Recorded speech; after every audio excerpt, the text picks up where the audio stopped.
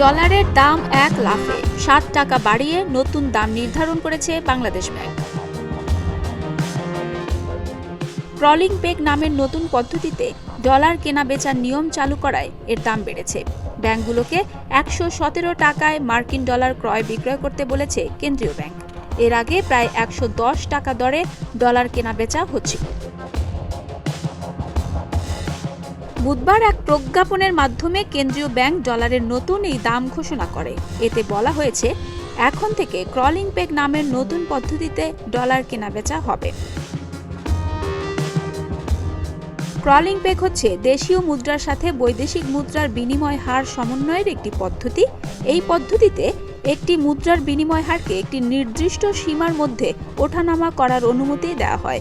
এক্ষেত্রে মুদ্রার দরের একটি সর্বোচ্চ এবং সর্বনিম্ন সীমা নির্ধারণ করা থাকে, যাতে একেবারে খুব বেশি বাড়তে বা কমতেও পারবে না।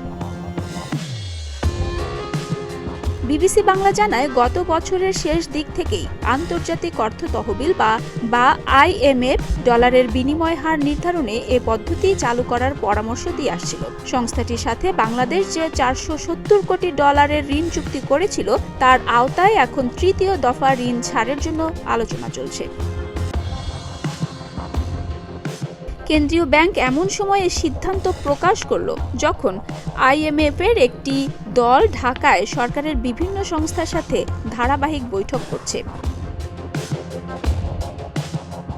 অর্থনীতিবিদ ডক্টর খন্দকার গোলাম মোজাম্মেল বিবিসিকে বলেন, ক্রলিং পেগ পদ্ধতি চালুর পর শুরুতে বড় উল্লম্ফন অস্বাভাবিক বিষয় নয়, তবে অন্য সবকিছু ঠিক থাকলে দীর্ঘমেয়াদে ডলারের বাজারে স্থিতি অবস্থা আনতে এটি সহায়ক হবে।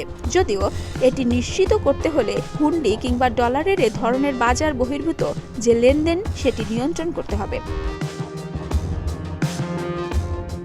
এদিকে মুদ্রাস্ফীতি ডলারের দাম বেড়ে যাওয়া পশ্চিমাদের সৃষ্টি বলে দাবি করেন প্রধানমন্ত্রীর বিদ্যুৎ, জ্বালানি ও খনিজ সম্পদ বিষয়ক উপদেষ্টা তৌফিক ইলাহি চৌধুরী। বৃহস্পতিবার এক সেমিনারে তিনি বলেন, বাংলাদেশের সামনে যেসব চ্যালেঞ্জ তৈরি হয়েছে তার কোনোটাই নিজেদের সৃষ্টি নয়, সবই বিদেশ থেকে এসেছে। মুদ্রাস্ফীতি, ডলারের দাম বেড়ে যাওয়া, গরিবের কষ্টের কারণ সবই পশ্চিমারা সৃষ্টি করেছে।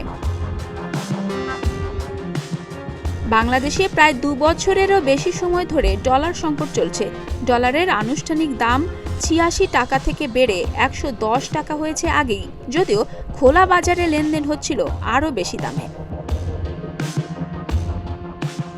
ডলার সংকটের প্রভাব পড়েছে বাংলাদেশ ব্যাংকের বৈদেশিক মুদ্রার রিজার্ভেও। ২০২১ সালের আগস্টে যেখানে বাংলাদেশ ব্যাংকের রিজার্ভ ছিল প্রায় ৪৮ বিলিয়ন ডলার, সংকটের কারণে সেটি এখন ২০ বিলিয়ন ডলারেরও নিচে। ডেস্ক রিপোর্ট, প্রতিদিনের বাংলাদেশ।